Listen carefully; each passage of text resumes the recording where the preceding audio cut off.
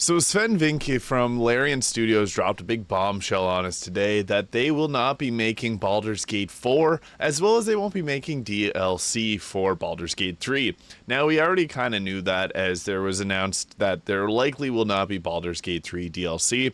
They did say that they're going to take the holidays off to discuss where this would be going, but they did give us some nice content through the form of patches that added a lot to the game, as well as an epilogue, which I already beat the game and I returned back to it to see all my characters and what happened to the story, and I thought it was a really well done epilogue.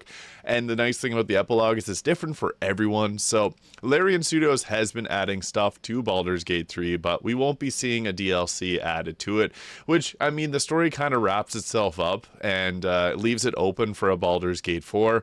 It is really sad that they won't be making Baldur's Gate 4, but I do think I can respect their decision. Why? As Hasbro has laid off a ton of people after reporting record profits, and they laid them off right around Christmas time, which is honestly probably one of the worst times that you could do that to someone. So I think it is kind of like a screw you to them for that.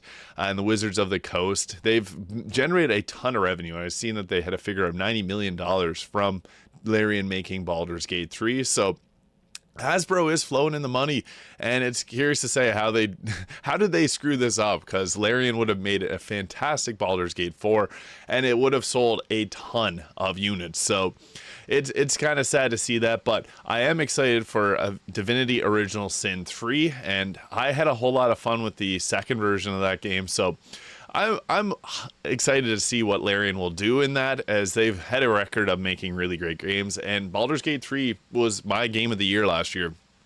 This game's fantastic. Like, if you haven't played it yet and you're a fan of like RPGs, computer RPGs at that, or Dungeons and Dragons, you got to give this game a go, because I'm someone that never was into Dungeons and Dragons. I knew nothing about it, and I had a whole whack of fun, and I can't stop learning more and more about this game and how the builds work and things like that. It's extremely well done, and they do a great job with the companions, making you care a lot about them. So it's a loss that they won't be making Baldur's Gate 4, but hey, we got an amazing game with Baldur's Gate 3, so there's that.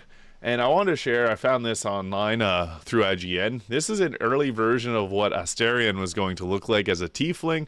Now you can zoom in, you can see there's Astarion talking. Neil Newbon still voice acted for him, but they ended up changing him to the high half-elf that he is now, as you can see there. But yeah, big loss that they won't be making Baldur's Gate 4, but I respect their decision. Why? I'm excited to see Divinity Original Sin 3 come out whenever that does end up coming out, and whatever other properties that Larian Studios works to make, because I know for a fact that I'll be getting them as early as I possibly can, because I had such a blast with Baldur's Gate 3, multiple playthroughs, and I'm still finding things new in the game. It's a whole lot of fun. So yeah, if you haven't checked it out or played it yet, I recommend it. But yeah, just wanted to talk a little bit about this, because I am someone that plays Baldur's Gate 3 pretty much every single day. So I just had to give my thoughts on this. Thank you so much for watching, and I'll see you in the next video.